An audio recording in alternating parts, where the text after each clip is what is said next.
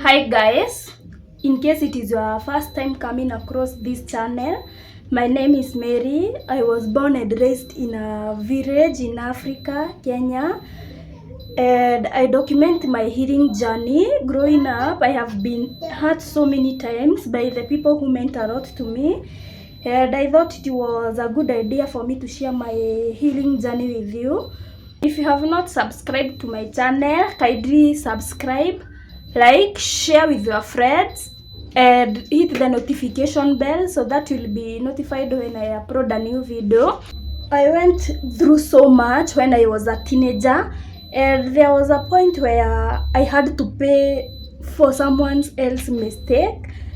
People used to judge me a lot. I remember there was these two sisters. They used to bully me a lot. Coming from the village, we used to fetch water at the river.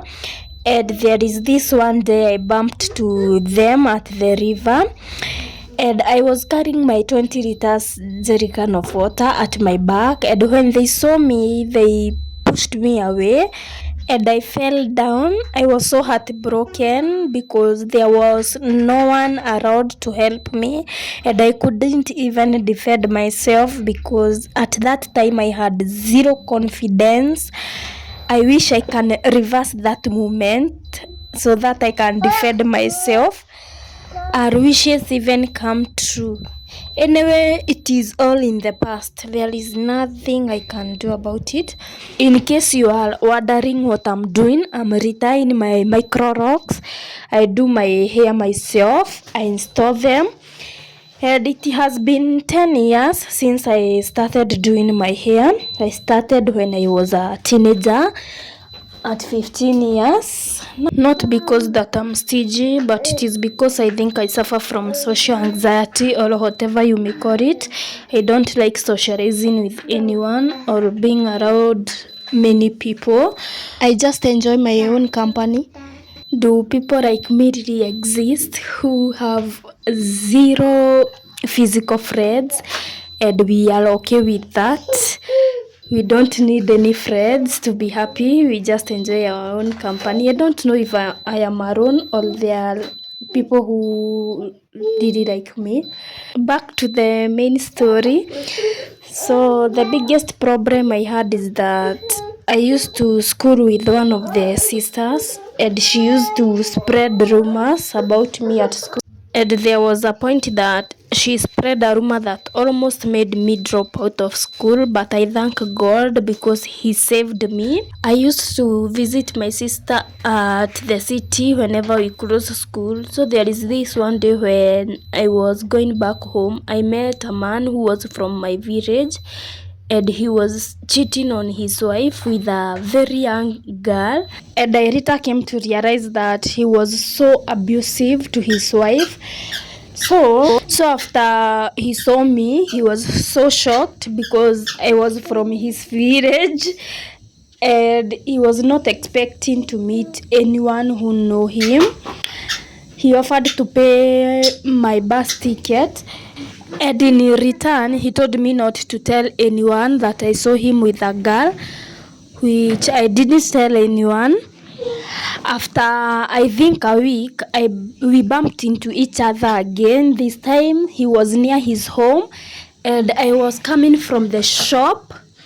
The shop was quite far from where we used to live. He stopped me and said hi to me and asked me whether I told anyone. We had no idea that all this time his son was watching us, and he was quite older than me. He started suspecting us. He thought that I was his father's side chick. I was so young at that time. I was about 14 years old. I didn't even had a boyfriend yet. And here I am being suspected that I was someone's side chick, someone who was the same age as my father. It was very shameful to even think of it. Remember the sisters who used to bully me and the one who we used to school with? He used to date the son of this man, and he told her that I was dating his father. That girl spread rumors at school. I was so ashamed. My esteem was so low. I couldn't even tell anyone that it was not true. And people at school used to make fun of me. My behavior changed so much. I started hanging out with the bad girls.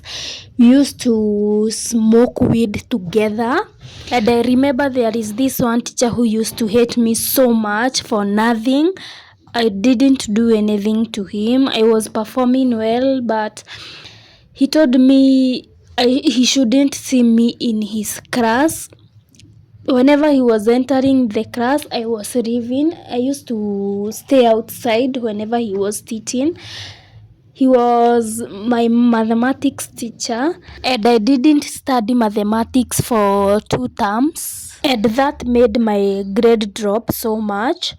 And no one bothered to know why my grades dropped or why my behavior changed that much. I was all by myself, fighting my emotions alone.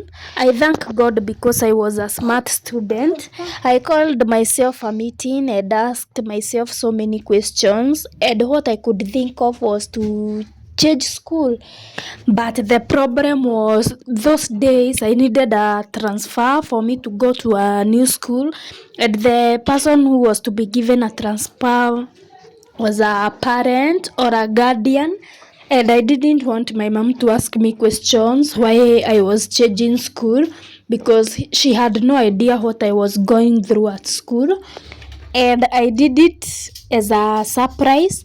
I went to the new school alone without my mom, with no transfer. The only papers I had was the exam for the previous term to show my performance. And I thank God the deputy principal I found. He was so good to me.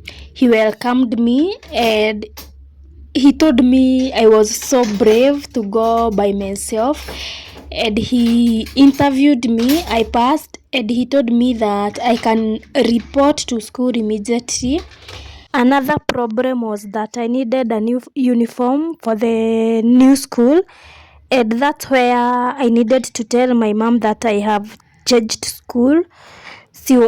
She was so shocked, but she ended up buying a new uniform and paid the fees to the new school.